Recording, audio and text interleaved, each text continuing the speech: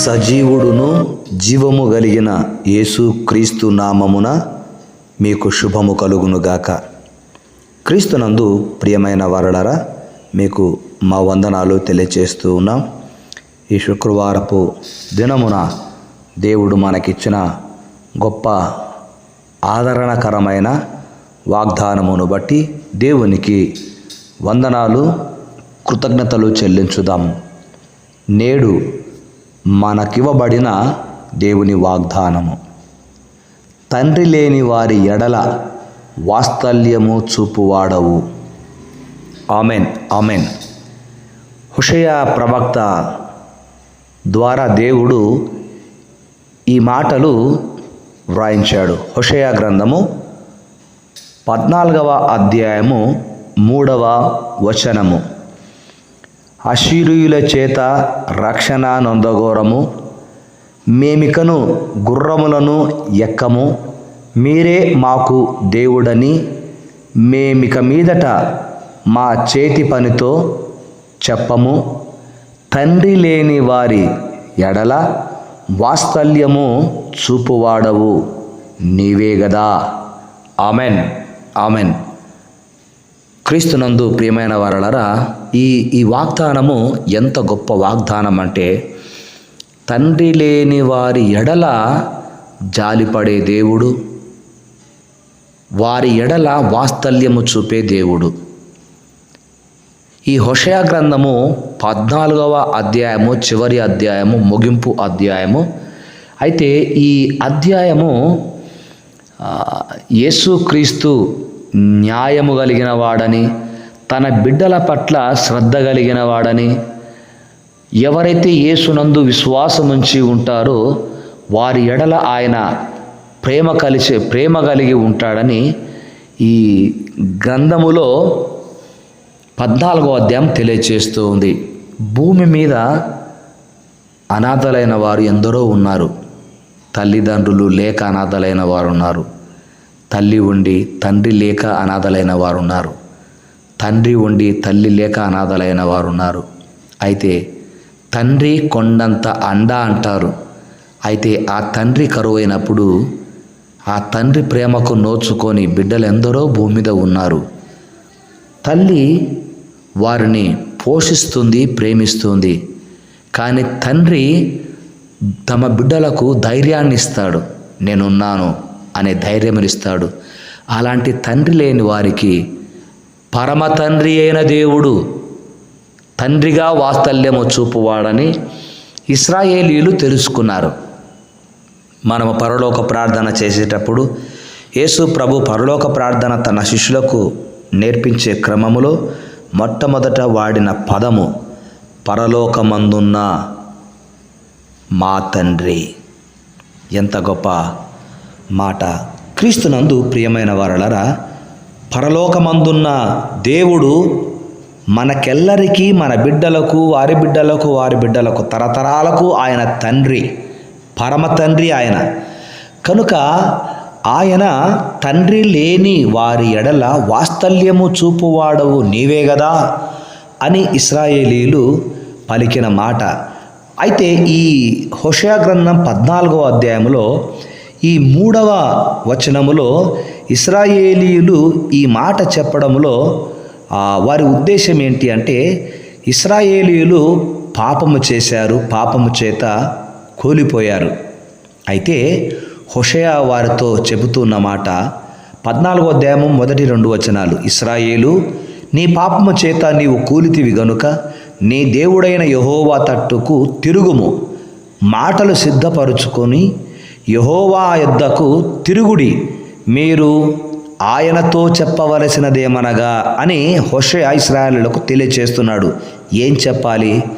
మా పాపములన్నిటినీ పరిహరింపుము, ఎడ్లకు బదులుగా నీకు మా పెదవులను అర్పించుచున్నాము, నీవు అంగీకరించదగినవి అవే మాకున్నవి అని చెప్పాలి. అంతేకాకుండా 3వ వచనములో అశ్షూరీయుల చేత రక్షణ నొందగోరము, మేమికను గుర్రములను ఎక్కము, మీరే మాకు దేవుడని మేమిక మీదట మా చేతి పనులతో చెప్పము. అంటే అంతకుముందు వారు అశ్షూరీయులే మమ్మల్ని రక్షించేవారు అనుకునేవారు. గుర్రములను ఎక్కము అంటే అహంకారము, అహంభావంతో జీవించేవారు. ఇప్పుడు వారు అంటున్నారు, మీరే మాకు దేవుడని మేము ఇక మీదట మా చేతి పనితో చెప్పమంటే నీవే దేవుడవని.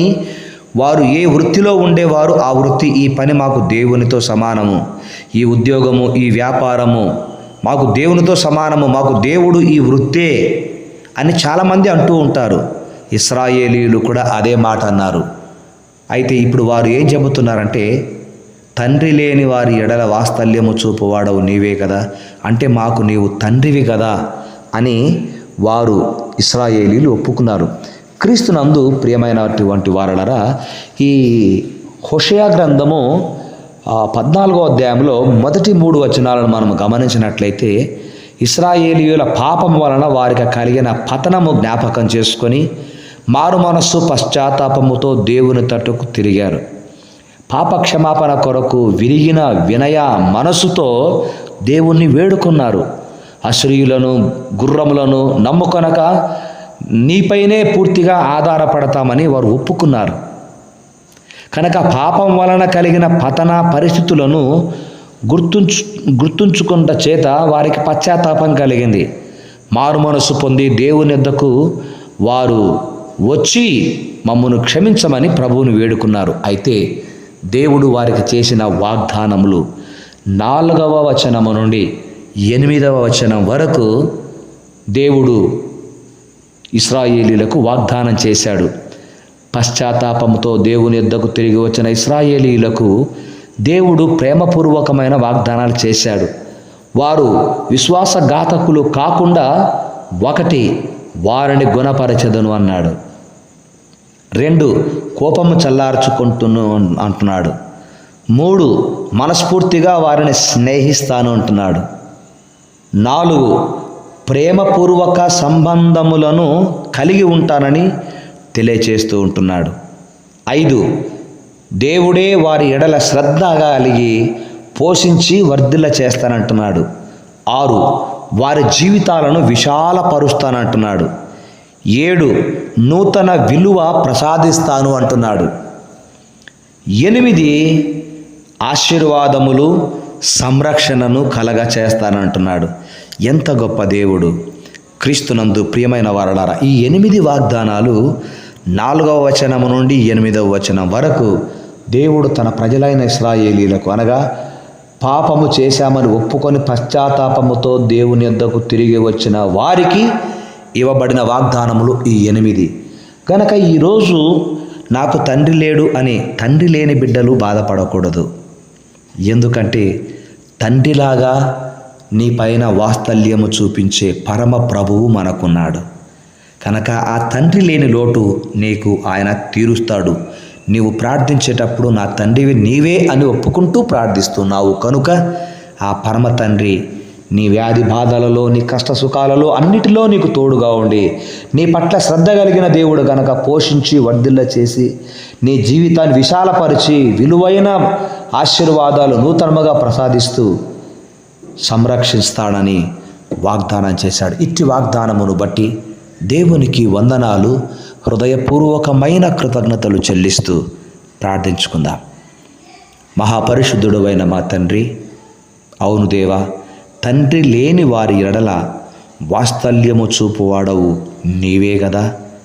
ఈ లోకములో నాయన తండ్రి లేక ఎందరో బిడ్డలు నాయన తల్లిపైన ఆధారపడి జీవిస్తున్నారు. తల్లి కూడా తమ బిడ్డలకు పోషణగా ఉండగలుగుతుందే కానీ బలమైన ధైర్యమును ఇవ్వకపోవచ్చు.